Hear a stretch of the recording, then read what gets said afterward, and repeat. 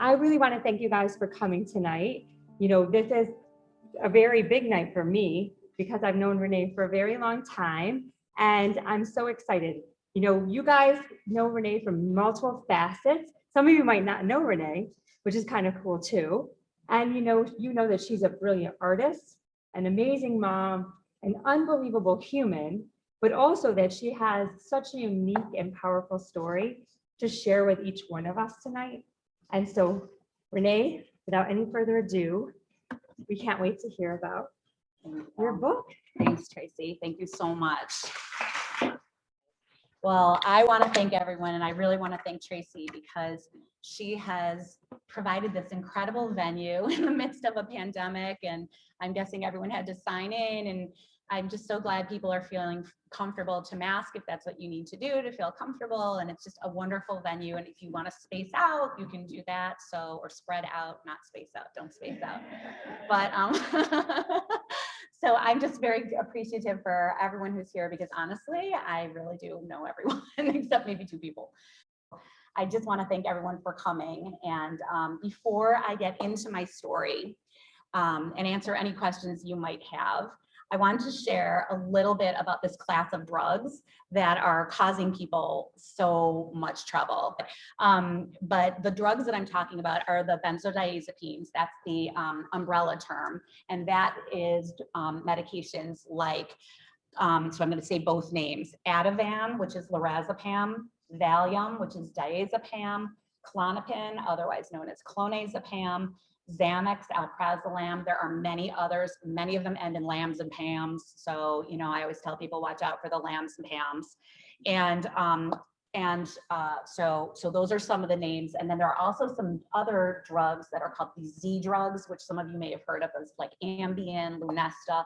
Those are the ones that people call like sleeping pills or sleep aids. And they also hit the same receptors as the benzodiazepines. So they are not without problems themselves. So I just wanted to have you understand what the umbrella term is that I'm talking about here.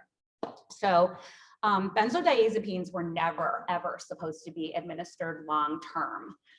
But today, in 2021, benzodiazepines are actually the top seller in the pharmaceutical industry's bag of tricks, with an estimated 94 million benzodiazepine prescriptions dispensed from outpatient pharmacies across the country. And this did not happen overnight. Nearly a century ago, there were these German chemists who developed a class of sedatives called barbiturates. And they were the first synthetic tranquilizers, and they were very effective. And German pharmaceutical companies marketed these medications under various names, and their popularity exploded in the United States during the Great Depression because people were losing everything, their jobs, their livelihood. These barbiturates were available over the counter without a prescription, and people were making use of them. And so what they were supposed to do was quote unquote take the edge off, right? These are like the original chill pills where you just dialed down and whatever was making you anxious, it just didn't bother you anymore. So the way they do that is by reducing brain activity and depressing the central nervous system. Okay. In 1941, so this is like less than a decade later, Americans were consuming more than 1 billion barbiturates per year. And doctors and pharmacists assured customers that the pills were harmless. And, but it's important to understand that the assurances were coming from the drug companies who, you know, they had a vested interest in having people buy their medications. And it's true that the barbiturates actually did what they promised. They did take the edge off. They did help people calm down. They did help people fall asleep if you're having a nervous mind, you know, worrying. They helped people to go to sleep if you were suffering from insomnia. But they also produced tolerance and dependence and carried a very high risk of overdose. In the early 1950s, Congress then passed a law saying that these are no longer going to be available over the counter. We're done with that. So now you have to have a physician prescription in order to get medication. So the pharmaceutical companies, seeing this opportunity that there were billions of people who wanted these medications, and not everyone was necessarily going to be able to have, they were trying to find a safer alternative to the barbiturates. They didn't like the idea, nobody liked the idea that people were overdosing. So the pharmaceutical companies went to town trying to find an alternative. In 1955, a Swiss chemist at Hoffmann-La Roche synthesized the first benzodiazepine. They called the first drug Librium, and it hit the market in 1960. This new drug worked on the same neurotransmitters as the barbiturates, and to similar effect, it still depressed the central nervous system and produced this sense of calm. The drug makers once again said these are a total medical breakthrough, these things are safe, there's no side effects, and so they touted them like the next best thing, like a miracle. And Hoffmann-La Roche then patented the soon to become famous Valium, and the sales quickly went through the roof. And so we have Librium and Valium, and both of the drugs were marketed to doctors as different as the barbiturates and safer, faster, active, and acting and non-addictive. Once again, despite the industry assurances about the safety, stories of dependence and difficult withdrawal start to come through. And I'm sure, you've all heard like the Rolling Stones song about Mother's Little Helper, which is about Valium. Valium's reputation got a little bit tarnished then. And so the pharmaceutical companies went again to try and create a new generation of new drugs to help Americans calm down, apparently. And so in 1975, La Roche began marketing clonazepam, and in 1977, Wyeth invented Ativan. However, they stopped using the term tranquilizer, and they started to use a new term called anxiolytic, which suggested that benzodiazepines were an entirely different class of drugs, which they were really not. Their lower dosage, their lower dosages masked the new drug's potency. And this is a really big thing because one milligram of clonazepam or Klonopin equals roughly 10 milligrams of Valium, 10 to 15 milligrams. It's an approximate. So it sounds so low, you're taking 1 milligram. How I might have to show how strong can it be? But they're so much more potent, and so it was easy for consumers to be confused about the strength of these medications. In the late 1980s, the first antidepressant, Prozac, was invented and touted as a wonder drug.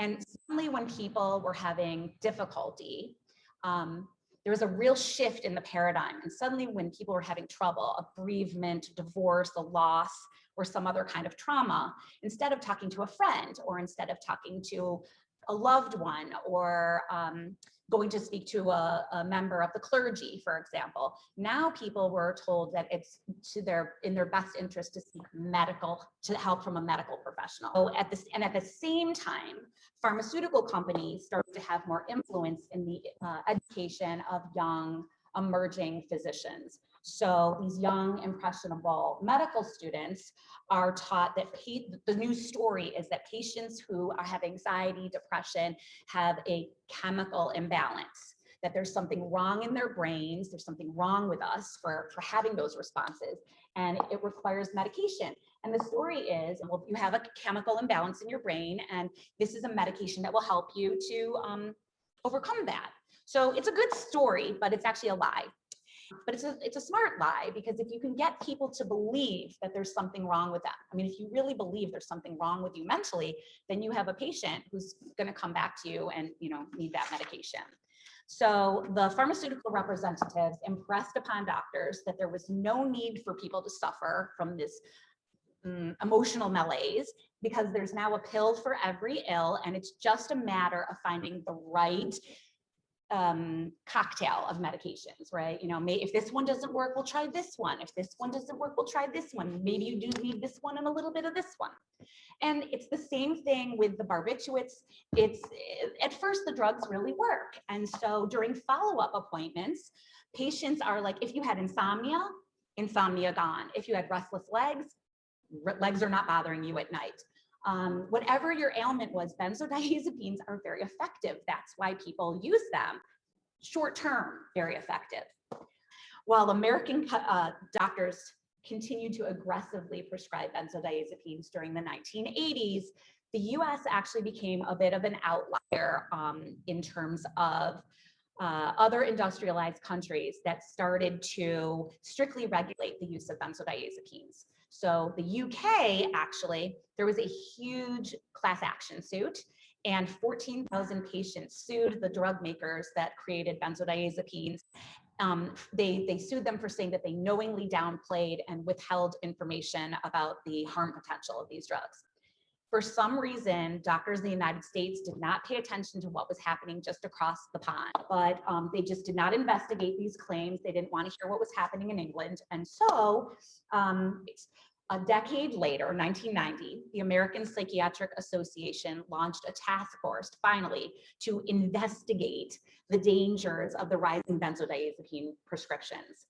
And by 2000, so this is another decade later, the APA found that up to 80% of those taking benzodiazepines could experience withdrawal upon cessation.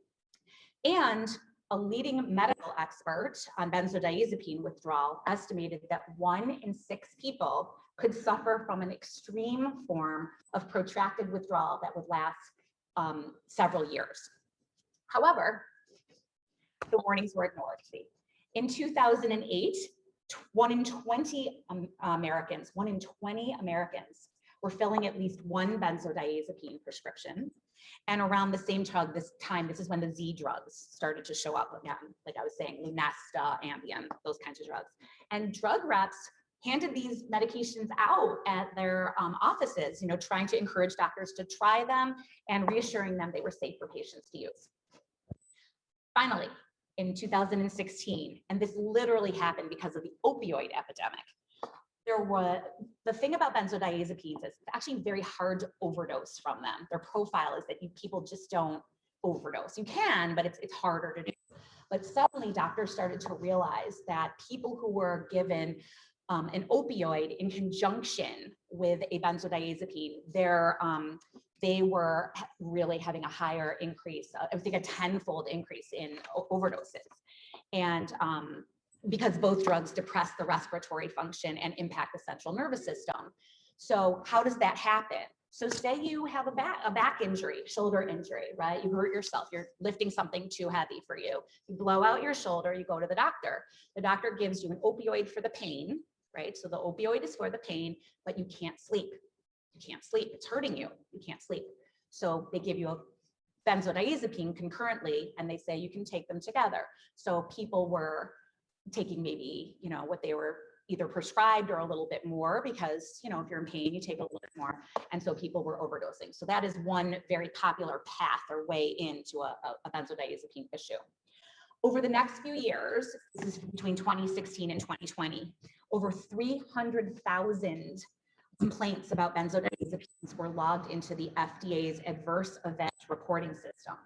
And in 2020, we're talking last year, during the height of the COVID quarantine, so it was like November of 2020, the FDA strengthened their black box warning. And this is a quote: the FDA acknowledged that patients can become physically dependent after taking benzodiazepines for as little as several days.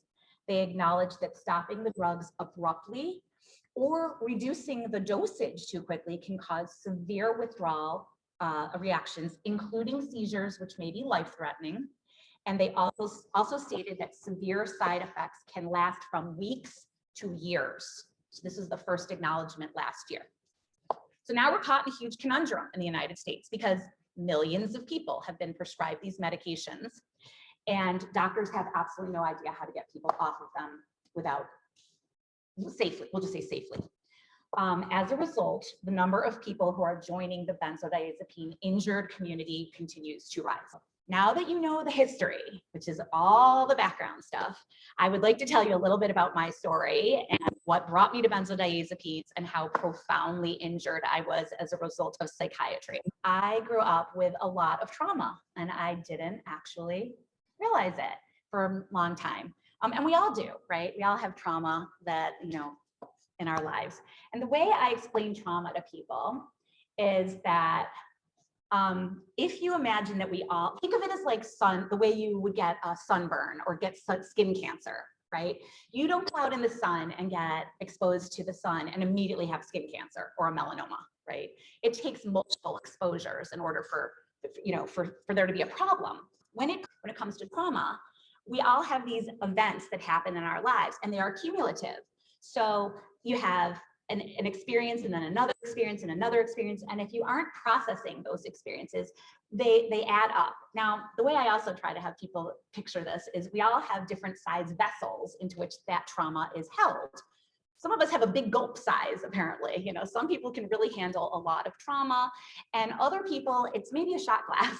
So we just never really know how much your trauma is going to compound before it bubbles over and you have a problem. I had a mom who did the best that she could, but she definitely raged at me on the daily. She berated me, she belittled me, and she also hit me. It was not uncommon for her to send me to my room and lock me in my room for hours. I was also brought up in a pretty conservative religious community that was very prescriptive about the roles of women. So I grew up with even though I went to public school, the message that I was getting at home and also in my conservative synagogue was that a woman's function was to have children and support her husband. And that was really all I heard growing up. I didn't hear about, if I was given any information, I could go to college to become a teacher, a secretary, or a nurse, but that was just temporary until I met a husband who would then take care of me. So those might not seem like traumas, but it was messaging that went in that didn't serve me very well later. I also would add that I survived a home invasion when I was young, in third grade, and a rape all before I was 17 years old. So all this stuff happened. Plus, any woman in this room, maybe even some of the men, if I asked you to raise your hand, if you ever experienced any sexual harassment from a man, anyone besides me? So it's almost everybody in the room such you. So there was a lot of sexual harassment, and some of it was even happening at school with teachers and friends. So all these events are cumulative, and none of those things really bothered me for a long time. I was fine. 2 weeks before I went to college, I was raped by someone I knew and trusted. When I came home, I told my mother, and I was met with a lot of blame. Right? She said, what were you doing? Why were you outside? What were you wearing? What did you do to cause that? Why didn't you scream? Did anybody hear you? I didn't feel believed at all, and I wasn't believed at all. And so we ended up telling my father, and my father's response to this was he was really concerned about my physical health. He wanted to make sure that I wasn't pregnant. I ended up going to an OBGYN. This was during the 80s, so everyone was very concerned about AIDS. And so I had to come back from college and to get some testing to make sure that, every 6 months that I tested negative. I had to do that for a year. And so these were difficult things that were happening while I was also trying to go to college. But, I did them and I just kind of powered through. So I did everything I was supposed to do. I went to college. I went to graduate school. I ended up getting a teaching job. I got a great job as a teacher. I met a man. We married. We bought a house.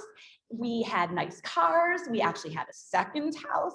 We took nice vacations, all these things that looked perfectly fine. And I just want to be clear. I knew that I had some trauma in my life. Like I knew that there were some things that were underneath it all, but I just kind of stuffed it down the way people do. We're all kind of told, like, pick up your big girl panties and keep going. And that was definitely a story in my family. And it was definitely a story amongst some of my closest friends. Just keep going. Don't focus on it. Finally, though, there came a point in my life where I couldn't stuff it anymore. So my glass filled up and started to bubble over. And it happened in 1999. I got pregnant with my son, my only child. And I had a lot of difficulty. I wound up on bed rest early on, and then I had an abruption and I wound up on bed rest at the very end. I was petrified. I did not want to lose this child. I loved this child. I could feel him moving around inside of me, and I was very, very scared. You know, there was no one really for me to talk to about that. I had this husband, he's a medical doctor, and he just kept saying, you know, just keep going to your OBGYN appointments. Everything will be, you know, everything's fine. Why are you worrying? But I was worried. I was afraid, and I was, you know, I was on bed rest for 4 months of my pregnancy. So the precipitating event occurred during my son's birth. It was an actual disaster. I lost over 75% of my blood during childbirth. My uterus didn't contract, so I was bleeding out and bleeding out and bleeding out. And there just came a point during that experience where I actually had an out-of-body experience, so a near-death experience, NDE. I floated up over my body. I saw my body from up above. I saw the top of my doctor's bonnet. There were these weird tiles up at the top that I sort of thought like didn't quite match. And then I felt myself kind of getting pulled along what felt like a conveyor belt, really is the only way to put it, like just getting pulled along. And then I felt like there was a tunnel. And people often talk about a tunnel and there's light and you're greeted by all your family. That was not my experience. I felt like I was going through a chipper, like there was a blade and I was going through it and it was just cutting me off from feet to knees to thighs. And I remember putting my hands out and having this feel like I was screaming, but also at the same time having the same thought that I'm obviously going to die and I'm never going to be a mother and I'm never going to know this baby that I just had. And the next thing I knew, I woke up, I'm in the hospital. I have my arms, both arms attached to these boards. I can't move. And I said, am I dead? And a perky little nurse popped her head out and she was like, well, hi, you're not dead at all. You're alive. You're in the hospital. Oh my gosh, you're awake. This is wonderful. Let me go get your husband. The nurse disappears and she goes to get my husband. And I am so happy that he's there, but he is not coming toward me. He is standing back at the doorway and he's not coming. And I'm saying, come to me, and he will not come in. And the nurse grabs him and she escorts him to my bed. And I wanted him. I wanted a connection. I wanted to find out what was going on with our son. And he just said to me, I'm gonna just sit on this chair at the end of the bed. I'm better here. And he proceeded to tell me that our son had stopped breathing 2 times, that he had been brought to the NICU, and that he was stable, but we just didn't really know what was going to happen at that point. And I was, aside from my own experience, which I just had, which I also wanted to talk about, I also found out that my son was maybe not going to make it. I tried to talk to my husband at that point about what I was going through, and he was like, I'm just really tired. This has been so hard for me. He kind of made it about him.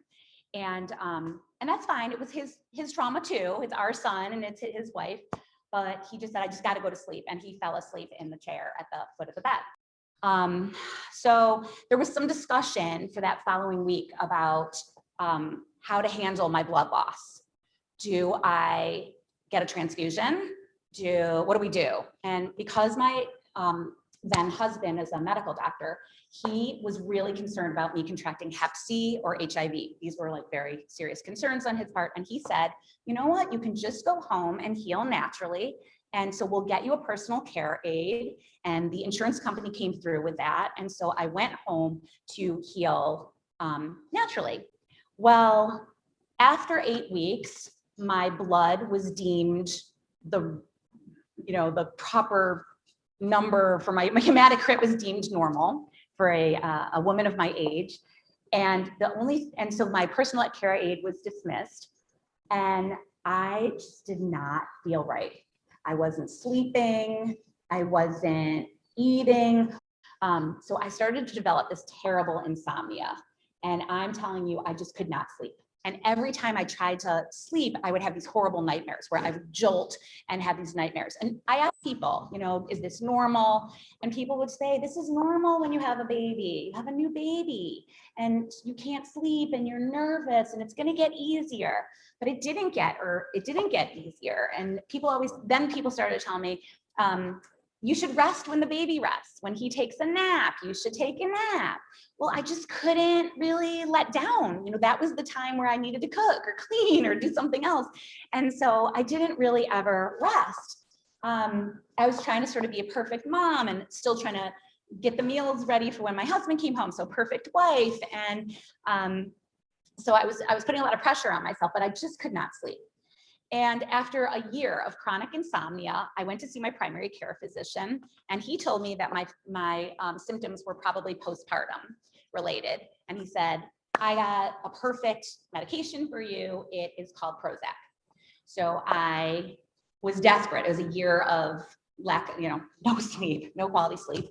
And so I filled the prescription. Within 24 hours of filling the prescription of Prozac, I started to have really strange muscle spasms and really facial tics. And I remember asking my friends, can you see my eye ticking? Like, does it look like my eye's twitching? Because I feel like it's twitching. And my friends would lean in and they would look and they'd be like, yeah, I don't see it. And I'm like, you really don't see it? Like, just look, because it's twitching. Nobody could see it. It drove me nuts. After 2 weeks, I went back to the doctor and he was like, you know what? That's probably not the medication for you. Let's switch it up. Takes me off Prozac, gives me Celexa. Then we try another drug. We try Zoloft. Then we try Buspar. There's a number of drugs that are tried in quick succession for about a month at a time. No weaning, just take it off, try another one. At a certain point, I became super duper manic. I thought I couldn't sleep before. Now I really couldn't sleep. And not only could I not sleep, but now I'm twitching and I'm having these really weird body sensitivities and somatic symptoms. And it was pretty bad. I was crying all the time. So I went back to my GP and he said, you know what, this is beyond my scope. I'm going to send you to a psychiatrist. And so I went to go see a psychiatrist who, after one 15-minute consultation, just declared that I had anxiety, depression, and bipolar disorder. And he wrote me a prescription for 0.5 milligrams of clonazepam. And I asked at that time, are there any side effects associated with this drug? And he said, absolutely not. It is tried and true. He reassured me that he was writing for a baby dose. 0.5 sounds tiny, right? Like nothing. And he also told me that the only side effect that he could come up with is that I might lose a little weight. Well, like, what woman doesn't want to, like, maybe lose a little weight after having a baby? So didn't sound like a problem to me. So as a person who's really never taken more than like an aspirin or an Advil for a headache, I really did not like the idea of using drugs, but I was borne down. And so I drove to the grocery store and I filled my first prescription. It cost $5 because we have really good insurance, right? My husband's a doctor. We have the best insurance. So it costs less than the price of a Big Mac, $5. The first prescription that I got was for 30 days and it worked. It worked. I went to sleep that night and I just took it, and 15 minutes later out, and I didn't wake up until the next morning, 8 o'clock in the morning, 7:30 in the morning. I felt refreshed. It was a miracle. I called it a miracle. I was thrilled. I took that medication exactly as prescribed for 7 years. During that time, I started to experience some weird body symptoms that I'd never had before. But so I had like frequent urinary tract infections, frequent yeast infections. I still had this tightness in my throat that was really troubling. Dizziness that would come and go. And I just started to feel generally unwell. And I wondered, like, the only thing was the medication. That was the only thing I had that I added. And so I asked him, is it possible, even on this low dose, that I could be having these problems? And he said, absolutely not. It is completely harmless, was what he said. And he actually encouraged me to take more if I needed more. If my anxiety spiked, is actually what he said. Over the 7 years that I took this medication, I saw my dose slowly went up in increments. So I started at 0.5, and then I had a little problem. I couldn't sleep again. I would see the doctor and he would say, take 0.75. So I took 0.75. Then I wouldn't be able to sleep again. And he said, take 1, it's fine. So over the 7 years, it slowly inched up from 0.5 to 2.5 milligrams. During that same time, no one, not one doctor, and I was seeing many of them because I was having some problems, not one doctor ever suggested that I discontinue the clonazepam. They never told me that it was not recommended for long-term use.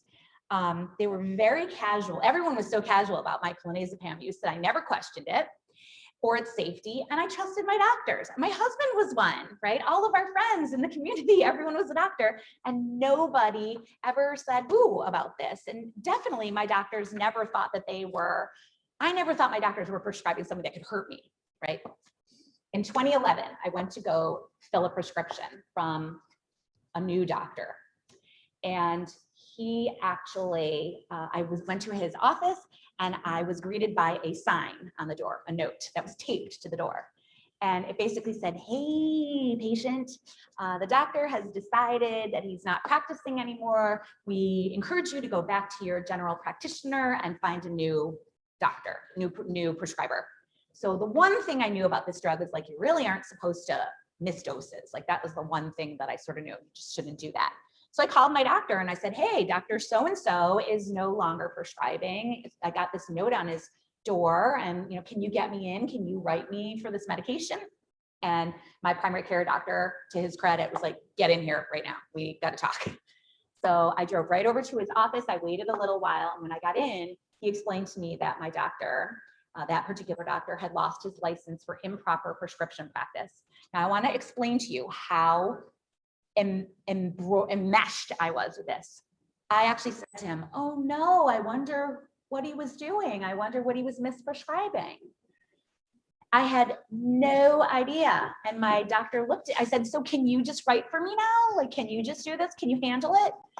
And he looked at me and he said, no, I cannot write for you. This is a controlled substance. And I went, well, you're the one who gave it to me in the first place. And he said, you are going to need an addiction specialist. An addiction specialist? What are you talking about? I take this exactly as prescribed and never more. I'm not drug seeking. He said, that is not the way it works. Your body has become chemically dependent on this medication. You cannot abruptly stop it. I can give you a couple of days rescue dose, but we're going to need to find you an addiction specialist. I met with a local addiction specialist. So she told me that I had been prescribed one of the most addictive medications out there. And she told me that she would only take me on as a patient if I agreed to come off of it. Well, hello, I didn't want to be on it. I knew that these weird body sensations that I was having were because of the drug. I just knew it. And so she's like, well, we're going to set up a schedule so that you can wean off of this medication. I had no idea what weaning was. I had no idea what the commitment was. And I definitely didn't know what could happen as a result of weaning. In October 2012, I started a slow, medically supervised taper under the guidance of an addiction specialist.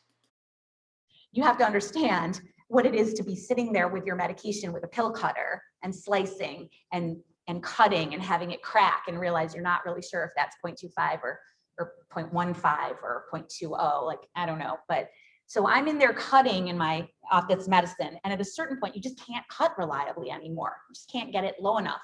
So like I told you at the beginning, clonazepam, which was the benzo that I was taking, is 20 times stronger than Valium. So I was crossed over to Valium because I couldn't cut anymore, right? So she crossed me over to Valium and then I continued to taper down as low as I could possibly cut.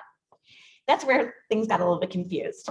I always followed my doctor's notes she had written things on a yellow pad, all the entire taper on a yellow legal pad, so really long, how I was supposed to do it.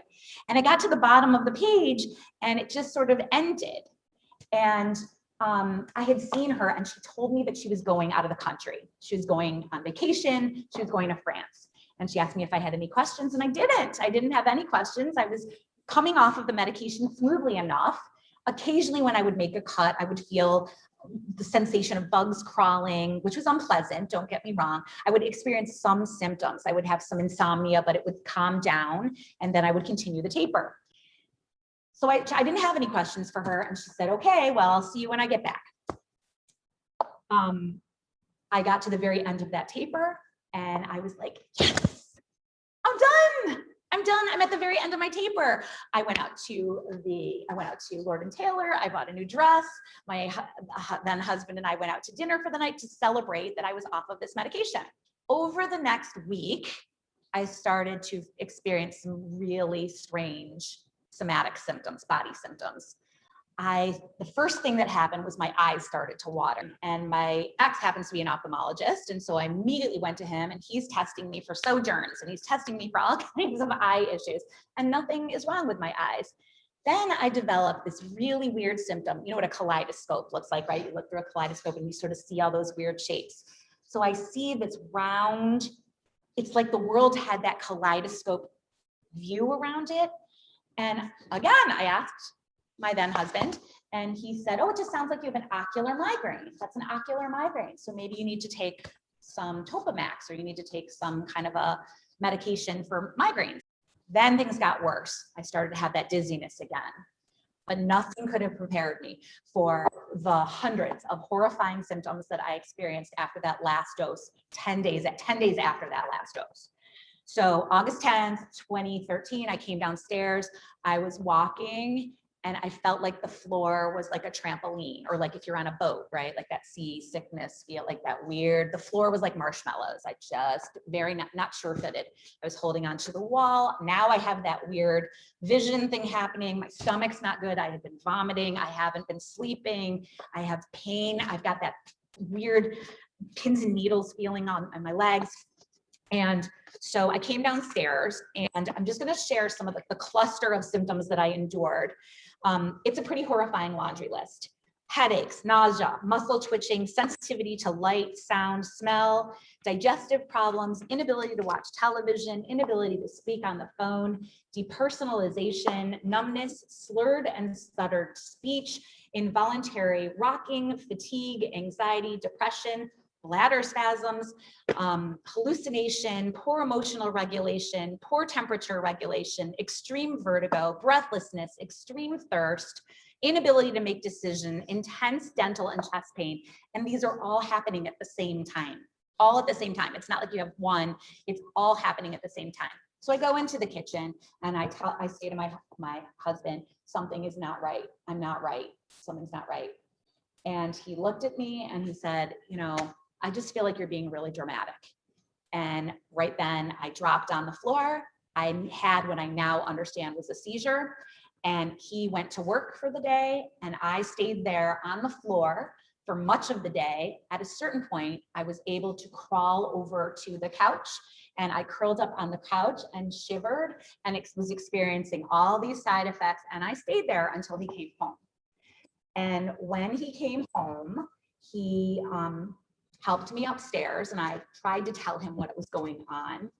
And he just said to me, you know, it's gonna pass, you'll be okay. And the important thing to understand is that if any one of these symptoms is hard, you know, any one of these symptoms is hard enough to bear, but I had all of them simultaneously for years, and no one believed me. But I started to try and see doctors, and they would say things like, there's absolutely no way that you could be experiencing this long after coming off of the medication. That drug's not in your body anymore. But now I have emotional symptoms as well, psychological symptoms. These weird fears that I've never had ever before bubbled to the surface. And so part of me was aware that these fears were irrational, but it didn't matter. I still had them. Suddenly, I was certain everyone wanted to kill me. I had serious paranoia. I was agoraphobic. I couldn't leave the house. I had isolating myself for weeks. Many people did not even know that I was sick. I couldn't drive, because you do not want to be driving when you're having those side effects. And it was equally awful trying to be a passenger. So anytime I tried to go see a doctor, I had to be in the car with someone, and it was just horrible. I developed hydrophobia, which is a fear of water, because anytime I tried to shower, I felt like I was being pelted with needles. It was very painful. Everything I put in my mouth had a weird metallic taste. And so I developed this really weird anorexia, actually, this fear of eating, because nothing tasted right. So I was in Rochester for a long time. At a certain point, I called my parents and I moved it was clear that I wasn't getting what I needed in Rochester. And so I went home to be with my parents. So they came to pick me up. My father came into the house. He came upstairs. He looked at me. I am a person who likes to look nice normally. I like to have my hair done and my makeup done and dress nicely. I was not looking good at all. He picked me up, carried me down the stairs and put me into the back seat of the car. And I laid down in the back seat of the car while he transported me to Syracuse. And I shook the whole way. And I was certain we were going to be in a car accident and that I wasn't worried about that I was going to end up dead. I was afraid that I was going to end up in the hospital and then they were going to drug me again. Anyway, I ended up in Syracuse and my parents encouraged me to call the psychiatrist's office. So I called the psychiatrist's office and of course she's out of the country. So the person who was covering said to me, if you think you're going to hurt yourself, because I said I was on the brink of hurting myself. He said, if you think you're going to hurt yourself, go to the emergency room or reinstate the medication. Now, I had just spent 10 months getting off of this medication. There was no way I was reinstating. And somehow I had enough sense to know that if I was going to call a doctor and tell them what I was going through, I was going to end up in a psych ward, locked away and probably polydrugged. That scared me to death. And I figured I just needed to hold on until the withdrawal ended because it had to end, right? And while I was in Syracuse, I started doing some investigation and reading, and I saw that there were actually claims that people generally feel better in about 3 months. So I was like, well, 3 months, I can hold on for 3 months. I mean, it's got to get better. But my symptoms continued to worsen. After 2 weeks in Syracuse, I walked across the street and asked the help of an old friend. My friend Gina suggested I go to a holistic wellness center. She thought maybe I could get a really good massage, but my skin was too sensitive. I went outside to wait for my father to pick me up, and I was filled with despair. No one knew what to do with me. The doctors didn't know what was wrong with me. I was in terrible pain, and it seemed there was no way out. I decided in that moment that I would end my life by jumping off the building. I just couldn't see an end to it. I just couldn't imagine that it would ever end. I looked up at the building and I kind of thought to myself, I think it's time for me to jump off the building. I think that's what needs to happen today. And all of a sudden I'm crying and crying. And all of a sudden there's this silhouette of a person and she gets closer to me and she's like, hey, are you okay? And in my memory, I looked up at her and said, no, I am not okay. I am not okay. I am thinking about killing myself. And I told her what happened. There's a little bit more to the story, but I'm fast forwarding. I told her what had happened to me. And she basically looked at me and said, you want to come home with me? I was going to kill myself. So I just picked myself up and just followed her to her car because why not, right? If she was going to take me out, if she was going to do something to me, who cares? Make it snappy, sister, right? So I followed her to her car. We drove around and we're in the car on the way to her house. And she's like, so if you're going to live with me, you should probably know my situation. And she tells me that she has daughters and that she's married and that she also takes care of her husband's daughter from a previous marriage. And she's driving along and she's like, so I should probably know your name. And I said, Renee. And she's like, oh, it's perfect. And I said, really? And she said, my name's Renee too. And she's actually right back there in the maroon shirt right there. We're going to get to hear from her in a minute. Woo. But this is the woman who literally brought me home and scraped me up off the ground. And I just ask people to think about it for a minute. How many of you have seen, if you saw somebody, a stranger crying at the side of the road, how many people would approach that person to ask something's wrong? And how many of you would actually say, why don't you come home with me? And then how many of you would let that person stay with you indefinitely, charge you nothing, and actually give you a ton of skills and tons of love until you felt like you could take care of yourself a little bit better? That is what she did. So during this time, while I was living at Renee's house, she taught me about eating organically. She taught me about juicing. She taught me about yoga. She taught me about meditation. She brought me somewhere to learn about vitamin supplements. She taught me the power, but the most important thing that she taught me was the power of, really, this is her superpower. It's somatic respiratory integration. And it has to do with your breath and the way that there are certain breaths that are connected to your trauma, and there are certain breaths that can help to process that and actually move it out of your body. And I'm going to have Renee talk about that in a few minutes. But during this time, while I was with Renee, she did this SRI stuff on me day in and day out. And I got like hundreds of hours of therapy for free. And she helped me so that I was eventually able to return to home. And I was always practicing the skills that she taught me. And there's a lot more to say. I ended up going to a rehab and all kinds of things, but eventually I came back home and I looked at my then husband and we went through all kinds of marriage counseling, and it just became really clear that this was not, that we just weren't compatible anymore. We just weren't on the same page. We just weren't connecting, that I was looking for some greater intimacy and the emotional and the physical level, and we just weren't jiving there. And now that I was off the medication and things had calmed down just the littlest bit, I looked at him and it was literally like looking at a stranger. When I was in rehab, there was an exercise that was called making your recovery circle. And it's a common exercise that people do in recovery circles. And basically they let us go to the art room, and I painted this thing that was supposed to be, how I was gonna work my program on the outside. And I'm telling you, I saw people come into this place, they were messed up. And 45 days later, they walked out and they were fine. They seemed fine. And I'm like, I've been off of these drugs now for months and months, and I am a scrambled mess. And I would ask people, how long before my brain gets back online? And all the mental health specialists there shrugged and said, we don't know with benzos. They're really bad. I'm doing this recovery circle one day. I went to the art room. And everybody, I loved it. I don't know, I loved that time in the art room. The time sort of seemed to fly. And I brought my thing to do my presentation in front of my group, and I kind of unroll it. And everyone was like, wow, that's really detailed. And it was like a big, beautiful sun, and it had all these different bright colors. I mean, those of you who know my artwork, it was like very, very colorful. And most people had just done stick figures or like written some words or whatever. And I felt a little embarrassed, like I had gone over the top, it's like, I've gone over the top again, done too much. And at the end of that session, one of the people in my group came up to me and he was like, hey, can I buy your recovery circle? And I was like, buy my recovery circle? It's my recovery circle. You can't buy my recovery circle. I need it when I get out of here. And he's like, well, I'm just saying, it's really pretty. I would hang it, and maybe you'll make me something after we get out of here.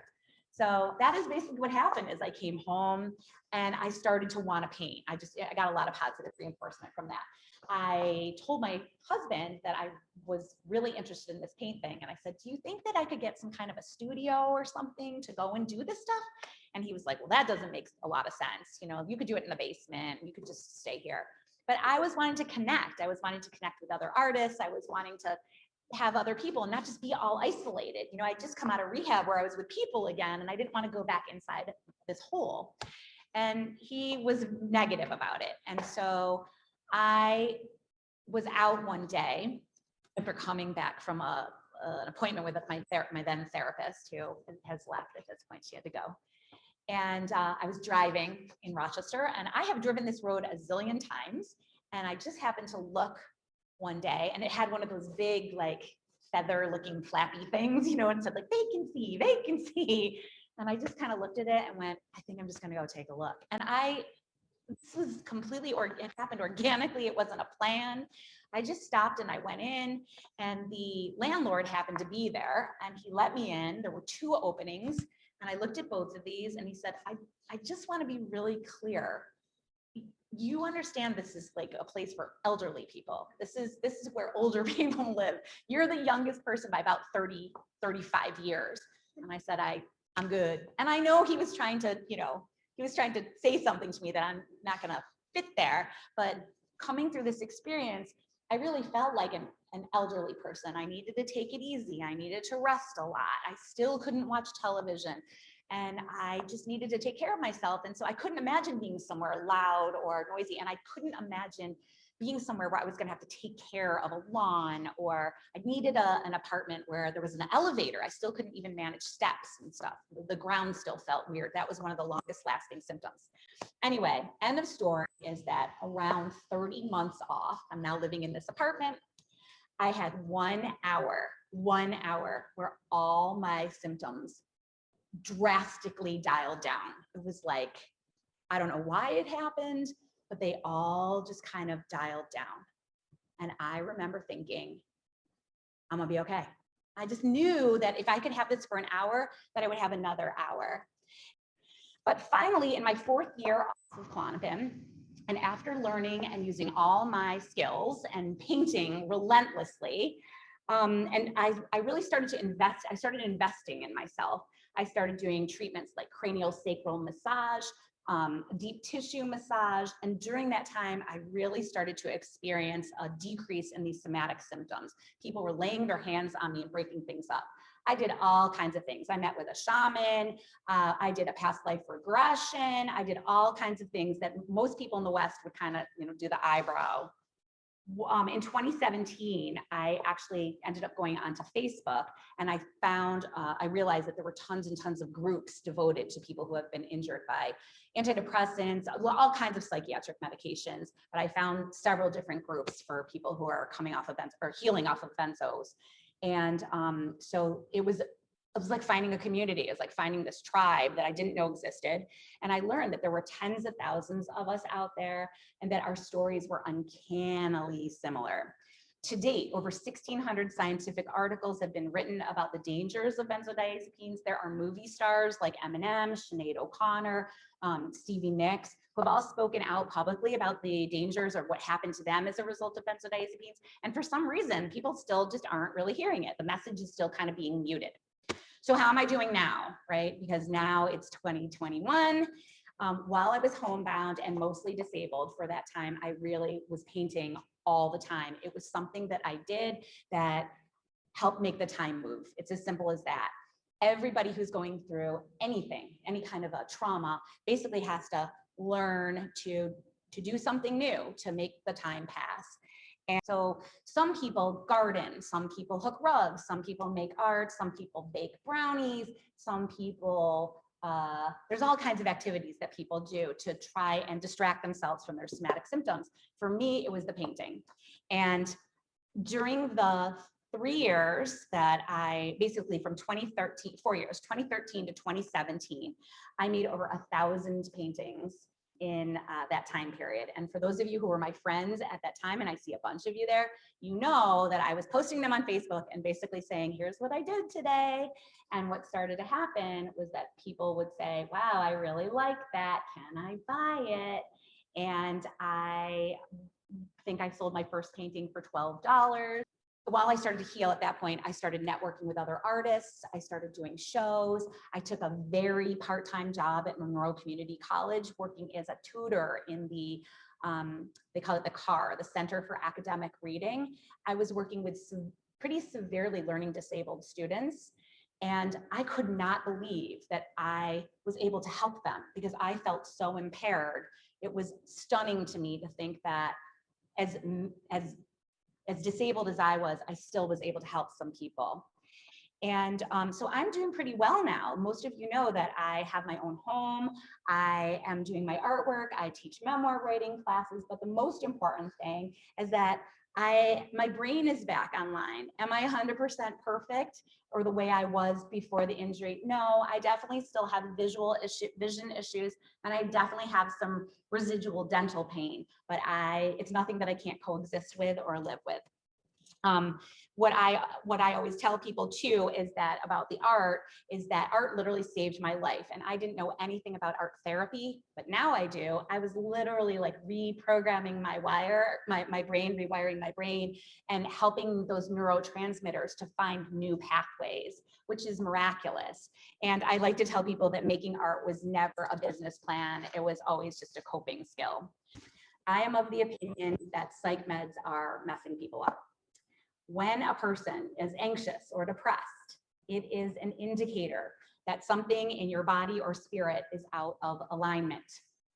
Whether that's because of trauma or some underlying physical condition or a lifestyle situation that needs to be addressed, psych meds just mask that situation. And so instead of addressing the root problem, you just add a drug, which then masks and creates a secondary problem on top of the primary problem. In my view, all benzodiazepines do is keep people stuck in a state of freeze. This is what psych meds are meant to do. They are to keep you complacent, to keep you calm, to keep you stuck in place. Because they're to keep people unmotivated and unable to make real changes that are scary in our lives. The worst thing though is that people are not even aware that they are in this state. People like to joke around about there being a zombie apocalypse. Well, what I like to say is the zombie apocalypse is real. There are millions of numbed out, barely living people walking around us, and they have no idea what the drugs are doing to their brains. I'm not completely anti-medication. I actually believe that in some very small percentage that there's a very small percentage of people who actually have physical issues or some kind of an issue where they might benefit from medication. And we need these medications when you're having a surgery or a procedure that requires you to short time or single time use to have that calm. But in general, I really do believe that people are being over medicated.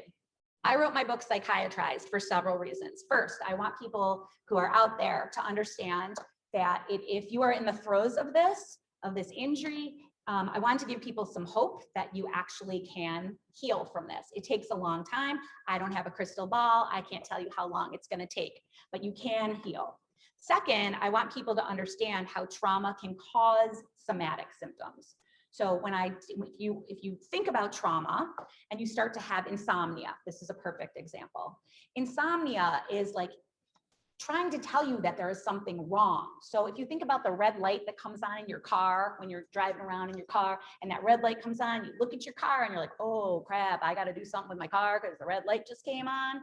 That's what insomnia is. That's what headaches are. That's what gastrointestinal unrest is. That's what pain is. It's a somatic symptom to tell you something is up. It's your red light. We're hardwired. We have our red light. It's important to acknowledge it. But over the last 50 years, these normal human somatic experiences have been pathologized by Western medicine. When you follow the money, it's easy to see that drug companies are driving medical school education and encouraging doctors to prescribe more and more pharmaceuticals. You have this problem, this symptom, here's the drug. You have this problem, here's this drug. And maybe you need both because now you can't poop, and so now you need a third drug. Patients, unfortunately, have bought into the idea that access to affordable drugs is what makes America better than other countries. This messaging needs to be reevaluated. Third, I would like people to reevaluate their own priorities and values and realize that we are living in a country that overvalues us to encourage us to do more, consume more, be fast, be perfect, be thin. These are things that we are sort of taught as a culture that we should all strive to have, but these things need to be reevaluated as well because not everyone wants the same things. Today, we are further away from the American dream than we ever have been before. We are profoundly disconnected from each other, and with this disconnection comes a high price. When people feel disconnected, they are actually more prone to report feeling pain. This explains why prescriptions for benzodiazepines are up higher than they've ever been, especially among senior citizens.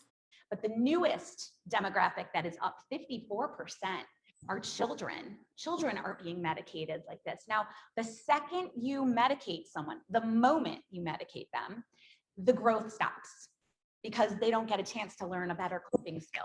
Now they have a medication that will help them calm down. If you start a child on a medication at age 12 or age 8, an antidepressant, a benzodiazepine, they don't get a chance. Their brain is still developing and it stops. It just stops. That's where it is. So that's what people are doing to their kids. Finally, I just want people in mental health professions to understand that their benzo harmed patients are not faking it. That when we come to see people in mental health professions and we say we have all these things happening, we're not lying to you. And it's one of the worst parts of this experience was the medical gaslighting that I experienced. I would go see a doctor and say, I was taking this medication, I went off of it, and I'm still having all these symptoms. And the doctor would look at me and kind of go, yeah, that's not possible. I was accused of drug seeking. I was accused of exaggerating. I was accused of flat out lying. I was accused of being lazy. Someone told me I didn't want to work. So I really want these mental health professionals to understand that the withdrawal injuries are severe, debilitating, and long lasting. We are at the beginning of a new paradigm. For hundreds of years, we in the West have been taught that we are supposed to put our faith in the medical system, that this system is one of the pillars of American society, and that doctors know better than the rest of us, that we should turn over our care to these doctors because they know what's better for us. But what is being revealed all around us, and I think people started to see this during COVID, is that many of our great pillars of this culture are based upon a collectively agreed upon false narrative. The truth is that many of our systems need a massive overhaul. We're talking religious, educational, legal, political, economic, and medical systems are all profoundly broken. But on an up note, we're at the beginning of all this unlearning, right? This is the beginning of the unlearning, and we're gonna have a lot more unlearning to do. So I'm going to quote the great artist Frida Kahlo, who I knew nothing about when I started this journey, but now she's my spirit animal. So Frida Kahlo once said, at the end of the day, we can all endure more than we think we can. And I know firsthand that she is right. Each of us is being called upon to wake up, be fully present in our lives, to feel our feelings, to challenge deeply embedded cultural assumptions, and to fearlessly prepare for whatever is coming our way without meds. What I would love to do now, and I know you've been sitting for a minute, but I really want to pull Renee up here. She is being called all over the country to help other people, and she's doing it. And she lives 1 hour away in Syracuse, in Manlius, New York. She has a place called the Center of Grace. And she offers, it's a wellness center, and offers all kinds of ways for people to handle their trauma. So will you come up here and talk about SRI?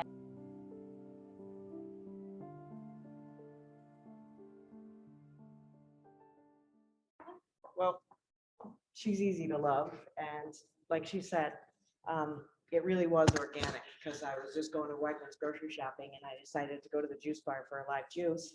And she was sitting in the lawn crying. And I know that every single person in this room wouldn't walk past that, crying, curled up.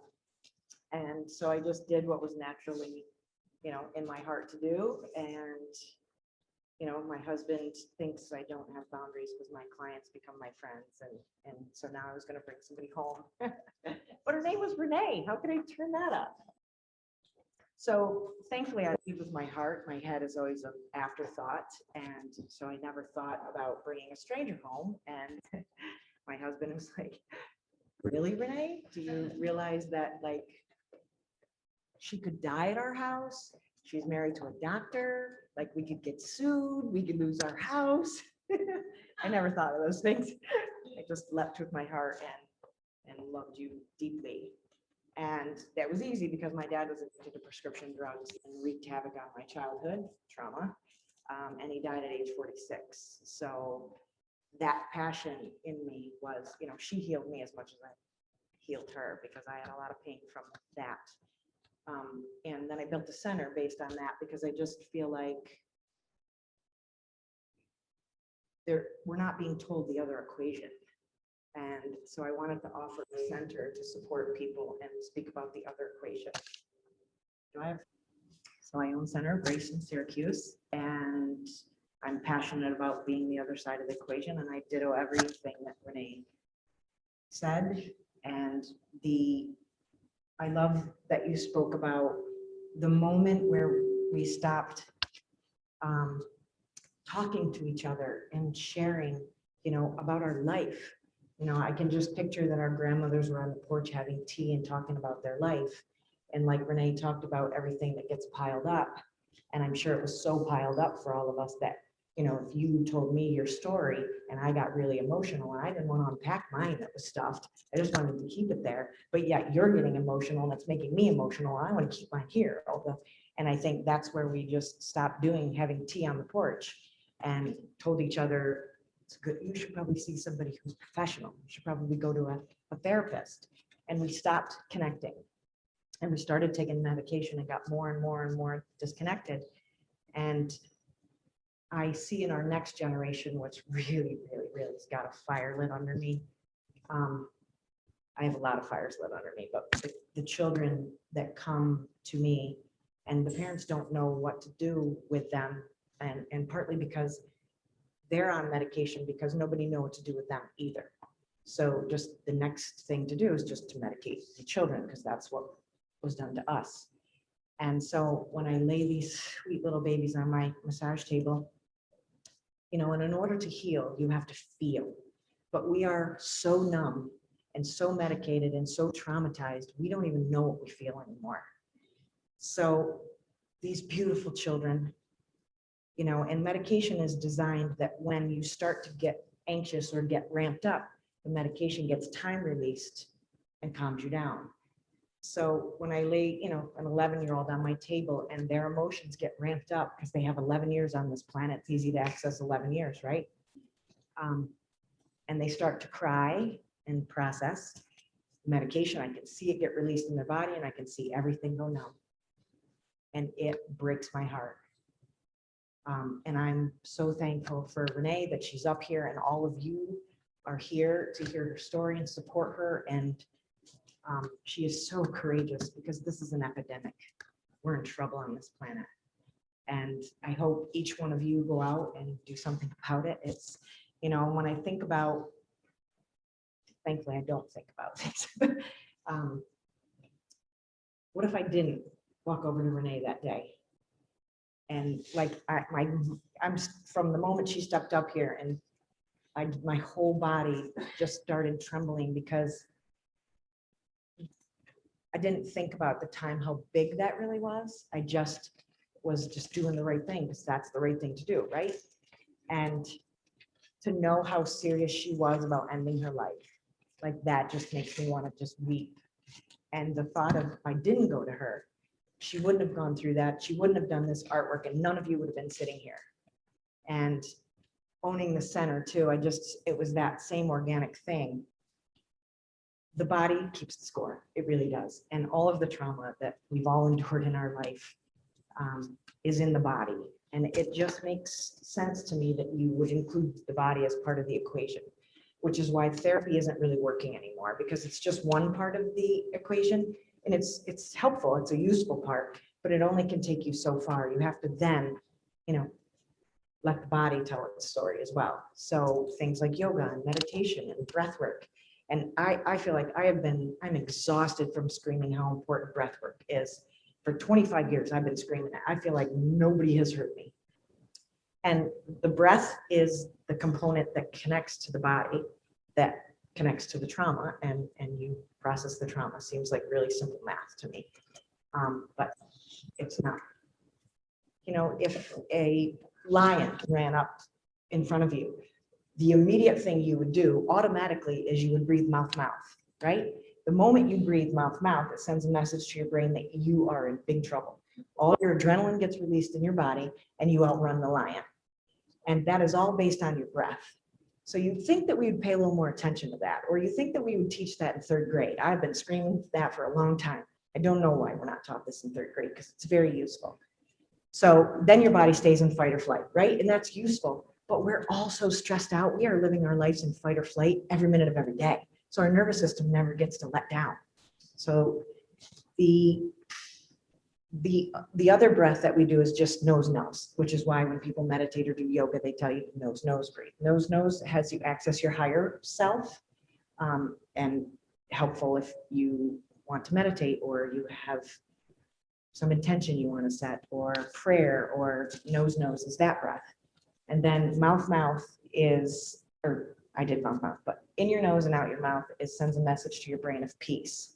So when you want peace in your life, the only breath I want you to do is in your nose and out your mouth. So when I think about all that trauma that I was talking about that's compounded over my life, right? So in a rape or a home invasion,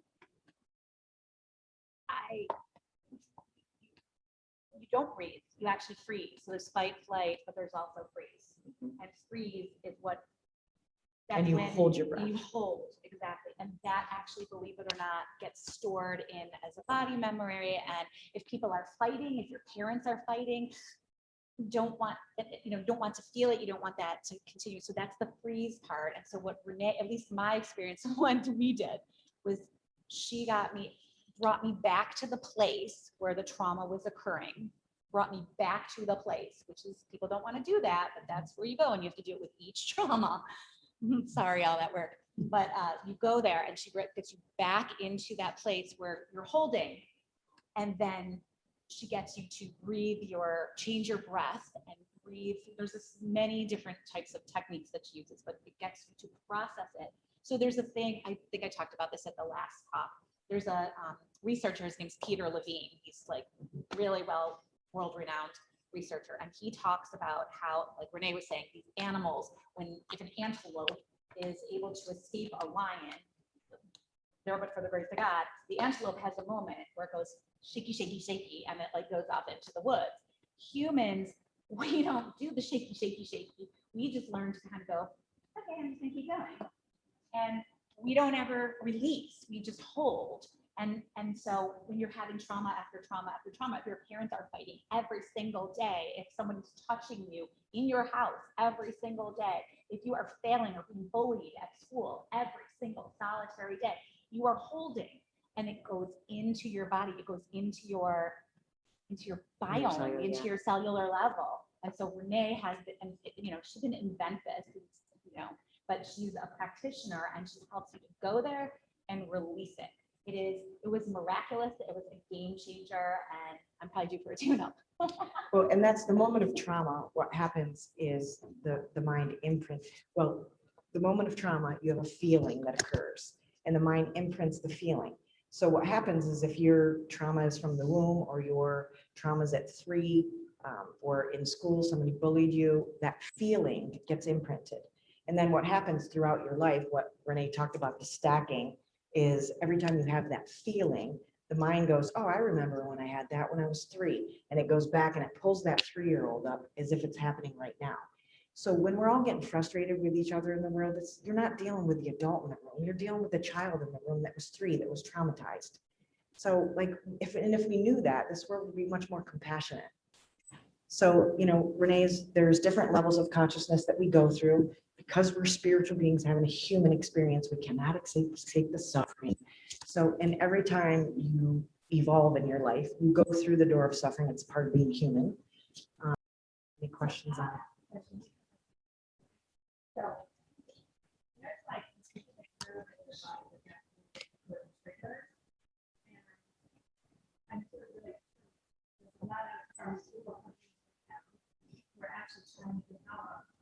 Yeah, in a good way.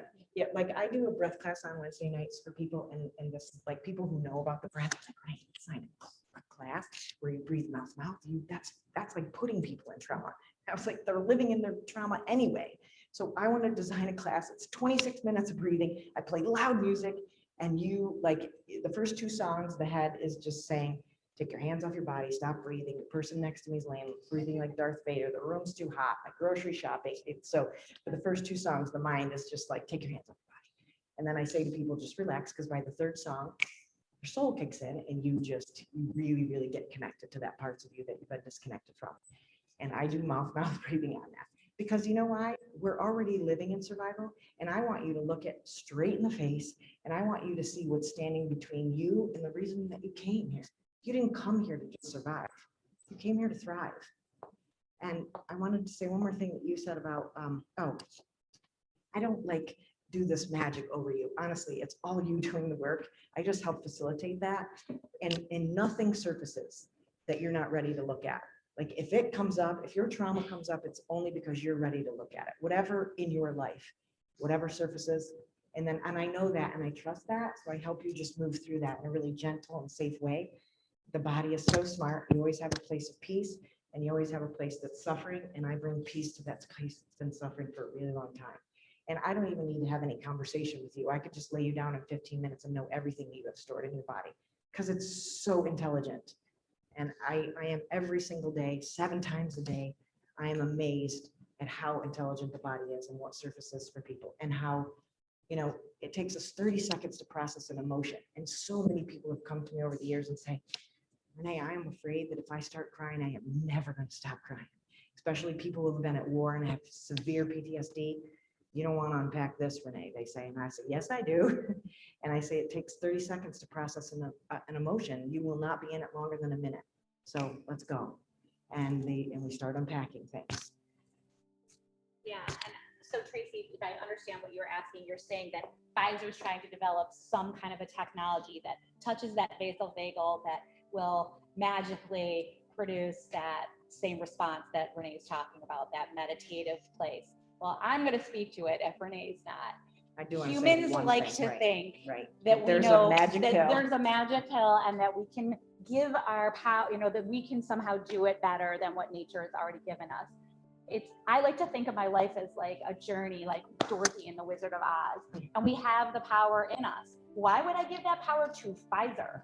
Why would I ever give that to them? They have gotten it wrong the whole way. And I'm not trying to say that, I'm not trying to conflate this with vaccinations or anything, but I am not going to be a guinea pig for that technology, and I'm not giving away my power.